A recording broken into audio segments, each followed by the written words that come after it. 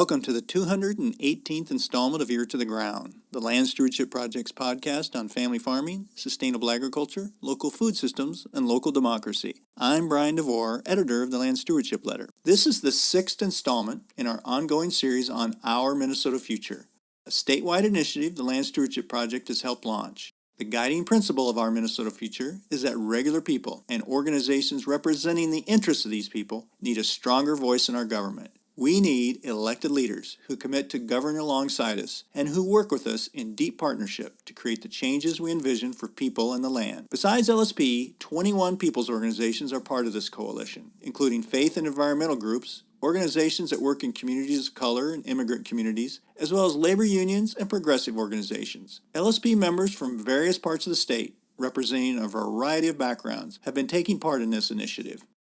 For this episode of the podcast, here are a few statistics we need to be aware of as we discuss the future of farming and the communities that rely on farming. According to the latest U.S. Census of Agriculture, more than 30% of principal farm operators in this country are 65 or older, and the average age of those farmers is 58. The evidence is clear. If we are to support the kind of agriculture that is agronomically and economically diverse and that supports local businesses as well as schools, churches, and other institutions, we need more beginning farmers on the land. No one knows that better than Darrel Mosel. Soon after he graduated from college, Darrel, along with his wife Diane, began farming in southern Minnesota's Sibley County during the late 1970s and early 1980s. Within a few years, the agricultural economy had crashed, with farms being foreclosed on in record numbers. But the Mosels were able to tough it out. They also benefited from a landowner who sold them half of his farm on contract for deed and rented the other half to them for a few years. Later, when land prices dropped, the Mosels bought the other half of the farm. Over the years, they built up a 50-cow dairy herd and raised a diverse mix of crops, pasture, and hay. Such diversity is important to the Mosels, since they feel it protects the land from erosion and prevents runoff into area waterways. After all, the Minnesota River flows less than 20 miles from their farm. Darrel is now in his mid-60s, and Diane recently retired as a social worker. They are thinking about easing out of agriculture and making room for the next generation.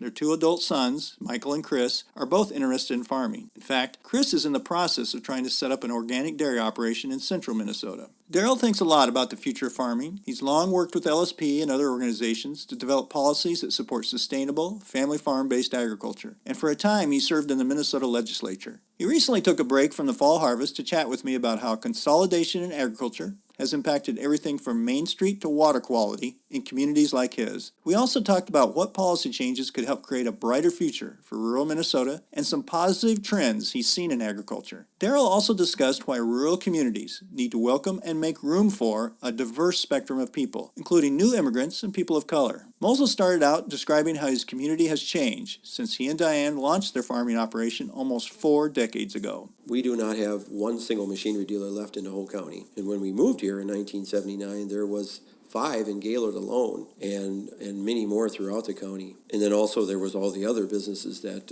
service farmers, like the welding shops, the repair shops, the grain elevators. Today, Gaylord has literally 1 business left for agriculture, whereas when we moved here, it had about 40. And Gaylord's not unique. I don't want to make Gaylord feel bad, that they've sort of failed, because they didn't fail. It wasn't their fault, really. It's the Farm Bill. It was designed to continue to consolidate the farms. And, the agribusiness community, they have their economists that argue that that's just an efficiency model that you just have to embrace. And I'm glad that I'm part of an organization that doesn't think that that's the case. We don't believe that's efficient. Right now, you might have a 5,000 cow dairy that has 50 employees. Well, sure, one person is getting fairly well off. Most of the employees are probably living, below the cost of living. And the environment is certainly going to suffer, and the carbon footprint of those types of farms is just horrendous compared to, farms being scattered throughout and being more diverse. So there are lots of things that they apparently are forgetting in the efficiency equation. When you and Diane got started farming, did you get a sense that there was, I guess, within the community and maybe the wider community, this feeling that, yes, there is some opportunity here for young farmers to get started and that they're a positive asset for the community? I guess what I'm getting at is one of the issues it seems like beginning farmers run into now is there's not, both through policy and other ways, there just isn't that feeling that they are the future, that they're moderate-sized, small-sized farms are the future. If you're not going to be farming several thousand acres or have several thousand dairy cows, you're not really worth supporting kind of thing, if that makes sense? Surprisingly, when you look around the community that I live in here, I know I've said this many times over the years to various people. If you take my farm and draw a radius around, 5 miles out, I'd say 95% of the farmers are my age today. So they must have all started about when I did.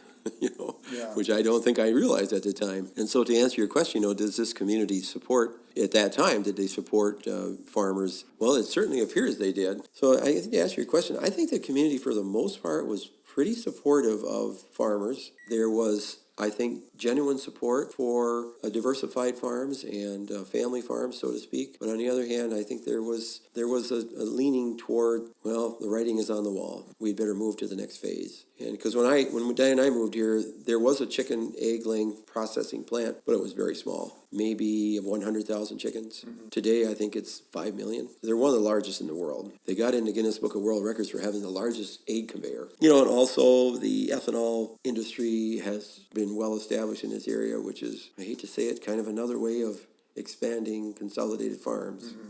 Rather than having a farm bill that says, we need to protect the basic units and give them a fair price. The ethanol industry was kind of an excuse, I think, for fence row to fence row corn. It didn't have to go that way, but it did. It's obviously had these negative economic impacts. You were talking about just the support businesses that have gone out and fewer farms, and that has an impact on institutions like schools, churches, everything. Have you seen some environmental impacts as well? As a result? Boy, without question.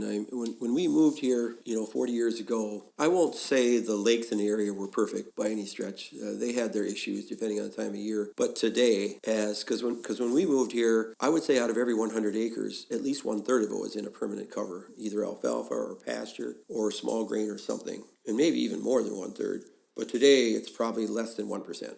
Corn and soybeans, I'd say, occupy 99% of the farmland. Mm-hmm. And there's just been enormous amounts of tile have gone in over the past 20 years. So if there was some areas of meadow or, unfarmable land, they are now farmed. Even though there was pretty good protection of wetlands, for the most part, farmers were farming those areas enough so that they could get permission to tile. Everything is getting tiled out and pretty much has been already. All of the crop diversity is for the most part gone.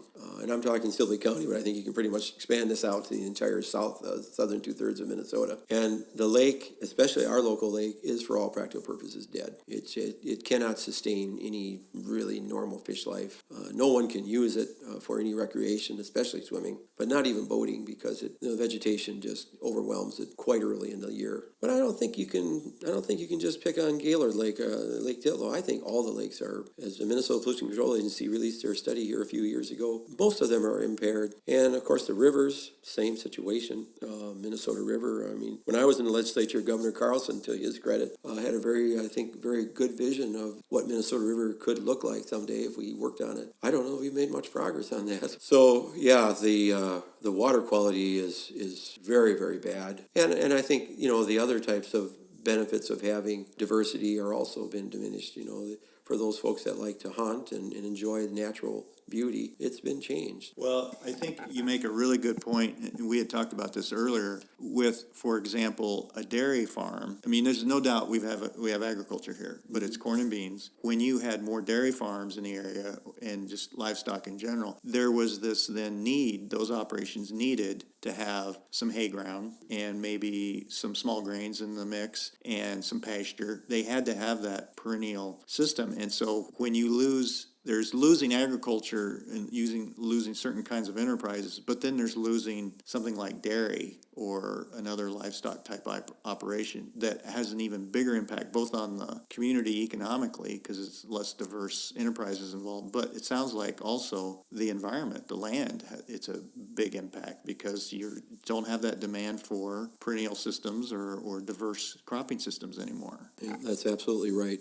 It's a pattern that kind of started, in the 80s and has just continued, and it doesn't seem to be anything stopping it really. The current farm bills are just perpetuating the same old system. Talking about all the changes and the not positive changes, Is there anything, I guess, that gives you hope? Like, are there any trends or just developments that you feel like, there's some potential there if we could build more on those that maybe give you a little bit more of a positive view? Well, certainly the organic food movement is a very positive move because it almost 90% of the time involves crop diversity. And it also focuses more on local community, especially growing local foods and participating in the community more as opposed to the conventional farming.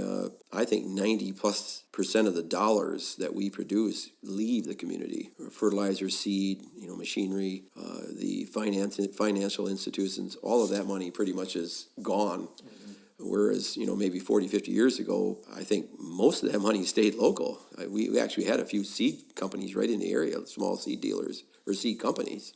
They produce their own seed right here. And, that whole system has changed where the seed is. So that's a very positive thing. I think that, I don't know that it necessarily needs to be organic, but sustainable ag in a sense. And fortunately, the consumers are demanding that. And the market is moving that direction, in a very fast way. The other thing, I think conventional farmers have been more willing than I ever would have thought to research with different cover crops and different farming practices that more precisely place nutrients. And I have to give them some credit there. They are interested in those sorts of things. So that's kind of hopeful. And then, in the non-farm part of our community, there is a lot of effort there. I think extension has sort of lost the farm community, the farmers in the farm community, but they have sort of focused more on business development in our small towns. So we do have some hopeful things happening there. This might be a result of just pure economics, but I do see the younger families moving back toward the rural area again, as opposed to always migrating toward the metropolitan area. That's been really one of the most devastating things, I think, as far as our population is concerned. We've lost so many young people, because they don't see opportunity in Slayton or Wadena or Gaylord. So they've moved to the metropolitan area where they see more security as far as their... So those are some positive things that I think are good. And beyond that, I think generally all of us, 90% of us are interested in environmental quality in one way or another. So there's some hope there. So you have a son, Chris, who I visited his farm recently and saw what he's doing, but he's trying to build the infrastructure to maybe eventually go into organic dairying. And so that must be, I'm sure you're a little nervous about whether that's going to work out, but to see somebody who grew up on the farm here, and I know he went away and studied economics, but then decided he wanted to come back and farm. That must be, even though the future's still up in the air, how that's going to work out, the fact that he's starting to build up a herd and sees enough opportunity and also doesn't hate farming and living in a rural area. I mean, he grew up here and everything and has seen the big city and came back. That must be kind of positive to see that a little bit. It very much is. And to that point, besides my two sons, who I think it's sort of in their blood now, they just love, being part of the farming operation, in the sense they like mechanics and they like the outdoors and the independence and the business part of it. I do know there are a number of young people in the area that I think would like to farm. I'm kind of working right now with a neighbor person. He's probably in his early 30s, just working with him a little bit in case that, Mike and my sons can't farm. We just can't make it work. And I think he's probably one of quite a few that would be interested. We had one of Chris's friends in high school always came and worked on our farm during the summer, and you would have never thought in your wildest dreams that he would want to farm or could ever farm, I should put it that way. I think he always wanted to, but he got lucky enough to marry someone who also wanted to farm, and so they are farming today. They're struggling, of course, but they're making it, I think. And so, you're absolutely right. I think there are some hopeful signs there as far as the next transition. Have you thought about either through I know you do a lot of reading and you talk to a lot of people and have been involved with Our Minnesota Future and have talked to both a lot of farmers and non-farmers. Have you thought about what could be some positive policy reforms or new policies, public policies that could, I guess, take advantage of some of those positive elements that you talked about and kind of promote those even more, but also maybe deal with some of the negative issues that are really having such a negative impact on rural communities and farmers, that type of thing? Have you talked about that? And I guess we can talk about both on the state level, but also on the federal level, because I know you've been involved with that as well. I don't know if there's much stomach for it right now, but I really think that most economists would argue that we need to have a system of in the farm bills that helps us operate our businesses more like everybody else operates their business. We need to be more willing to adjust our supply to meet our demand. And right now, the farm bill is only one-sided. It only focuses on creating more supply and not limiting the supply production. But I think beyond that, I think to make that idea more acceptable, we would have to have some sort of tie it together with conservation. Because I think just by itself, people are not going to be interested in leaving some land lay idle during times of surplus. But I think if we could tie it together with some sort of a conservation program where we bring the non-farm part of our country into it, I think there would be a willingness to do that. Because right now, the farm bills are actually costing probably as much or way more than they would if we had a supply management system tied together with conservation efforts. Those are some types of federal policies that I think we could get enough support across the aisle and across the different farm groups, especially in light of the fact that now we are now headed into a new era of where the farm groups have been solidly behind trade agreements and trade as the one way to get rid of surpluses. And now all of a sudden we're dealing with a situation where we may be not able to trade with certain countries due to the current administration policy. So I'm thinking maybe farm groups will now be more open to ideas that tie conservation together with supply management. What about on a state level? Is there any existing programs that could be expanded or new initiatives that you think could help on that state level and kind of regional level? Well, the area that I'm most interested in, or I shouldn't say most interested, that I really have a good interest in is some sort of a state bank. It's really hard for existing lending institutions and even the FSA to work with beginning farmers. It's just too risky for them. They have to put there's not enough equity ever when you start so that they can fall back on that and take the farm back, so to speak. And I think if there was some way to establish a state bank, where we could use the power of the state of Minnesota to maybe assume more of the risk. When I started farming, we did have what we called the Minnesota Farm Security Act. That was abandoned during the 1980s just because the farm situation got so serious in terms of a downturn. And I think there was also a lot of politics involved in that maybe mixed it all up and made it not workable. But that kind of an idea tied together with a sort of a state bank idea would be one way, I think, to make it easier for young people to get into farming. There are areas right now in the tax policy that help a little bit in terms of giving a tax break to people that that are willing to let a beginning farmer begin. They're pretty minimal at best, and they don't really do a whole lot. Especially not in times like this when we have such a serious downturn in the economy.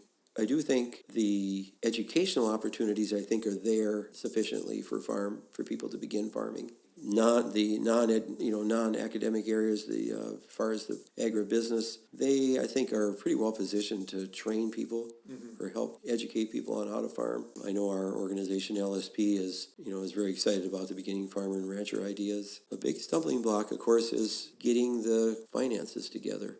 There's no way to really compete if you don't have an advantage over over the existing farmers. You simply cannot compete with the land purchases and that kind of thing, and even machinery. It seems like that for those to get put in place and to get support behind them, we can't rely on just farm and even rural constituents. That we really do need people from the cities and the suburbs to get behind seeing why is this a public good to support farmers, and a certain type of farming and what's in it for me kind of thing. We are definitely seeing it with this current federal farm bill discussion in that the majority of the public is like, well, I don't care if it passes or not, whereas rural communities are kind of like, this could really change the way our landscape looks in the next 5 years or whatever. Is that, I guess, part of the draw of, I know you've been involved with Our Minnesota Future initiative, and that has been bringing in, it's a coalition that's involving groups from all over that are representing people from a real diversity of backgrounds and urban, suburban, and even when it's in rural communities in outstate Minnesota, not necessarily all those people are going to be farming. They're living maybe in a regional center like a Wilmer or Worthington, something like that. Is that what we kind of need, is something like that that's going to bring farmers like you together with people where you can both kind of see, oh, this is why we need certain policies that kind of supports all of us, kind of thing. Is that part of your interest in that? Very much so. Gosh, I'll never forget when I was in the legislature, 30 years ago or whatever it's been now, 25 years ago, I guess, somewhere in that range. I was always impressed with most of the legislators in the central core cities of Minneapolis and St. Paul were oftentimes supporting farm issues with no reluctance. Well, I shouldn't say no reluctance, but very willing, especially if it was reasonable. And I think a lot of that has disappeared over the years. I think our elected officials we're so divided as a state right now. And so to bring together the organizations that I've seen involved with our Minnesota future, wow, it's a bright spot in my opinion. To try to get back to where we were 25, 30 years ago, where everybody wanted to benefit from good transportation policy. Everybody wanted to benefit from safe food. It just seemed like there was just much more of a willingness. Yes, you were protecting your area, of course, you have to do that. Can't forget that when you're elected, but looking out more broader and wider across the system to bring everybody's way of life up, their quality of life up, was the way I think it used to be. And I would think we would want it that way again. So I really, really am excited about our Minnesota future, the development of that, and hopefully it can just keep on growing and become more of a force. The one area that it's certainly a big national issue is immigration, at least in my community here, and I think I can say that about a lot of communities, especially in the southern two-thirds of the state, is the families that have moved here the past 20 years to fill a lot of the jobs that we don't have people to fill because they've left. And now that I'm in my 60s and everybody else is, we're not going to be taking those jobs. Diane and I were visiting her brother in a nursing home yesterday by St. Cloud, and it was shocking to me to see that 20 years ago you would not have seen anybody but someone that's white working in the nursing home. But now I noticed a quite diverse group of people working there. I think we have a serious problem right now in our state that I'm just thinking there's not a willingness to accept folks of a different ethnic background or different racial background in the rural part of our state. And that really worries me because it would be no different 100 years ago if you were Irish or Scandinavian or German or whatever, Polish. It shouldn't make any difference because today, if you're black or Muslim or Somali or whatever you are, what's the difference, So that's one issue that I think the next governor is going to have to work on, I think, in the rural part of our state. In all fairness, here in Gaylord, the only diversity we really have is a Hispanic population. I know it's different throughout the rest of Minnesota, but it took a long time for people to accept that in this community. And it's still quite segregated. There's no Hispanic people serving on the school board. There's nobody on the city council. There's very few businesses that are Hispanic, that Hispanic people are running. If they are, we have a grocery store, but it serves 99% Hispanic families. So we're not mixing in that respect. They're doing a lot of our work already, but we're not mixing up culturally or socially. It's just not happening. So that's one area that I think there's going to be a big area to work on. That's one of the things our Minnesota Future is really trying to work on, is bring together groups like us, who are mostly white rural folks, and groups that represent new immigrants, communities of color, that kind of thing. It's just a way for them to come together in the same room and say, hey, we have similar challenges, and also to see what other challenges the others have that maybe they didn't think about. Well, the biggest issue they have, first of all, overcoming, I won't say out and out prejudice. I don't know that you can say that. Certainly there are very prejudiced people living in our community, or we know that, but I think the vast majority of people they're not overly prejudiced. They're just not familiar with their culture, with their way of life, or with different ethnic and racial groups. Aside from that, I think the biggest problem that we're facing is there's really no place. The housing situation is just it's the most serious I've ever seen it. There's virtually no place for anybody to live. They can't afford to. Most of the immigrants, people that are immigrating here for these jobs, they're low-wage jobs for the most part, at least relatively speaking. They're getting better. The benefits are pretty good, but the working conditions are fair, but the wage is mediocre at best. So they can't afford to build a house, which is going to cost, what, $225,000? So that's a big area, is housing, and educational opportunities are, I guess, there as long as we can deal with the segregation problems, which I hope we can in time. The next governor, I think, is really going to have to focus on first being a role model, but also getting down to working on the issue of housing and all the other infrastructure things that immigrating families need.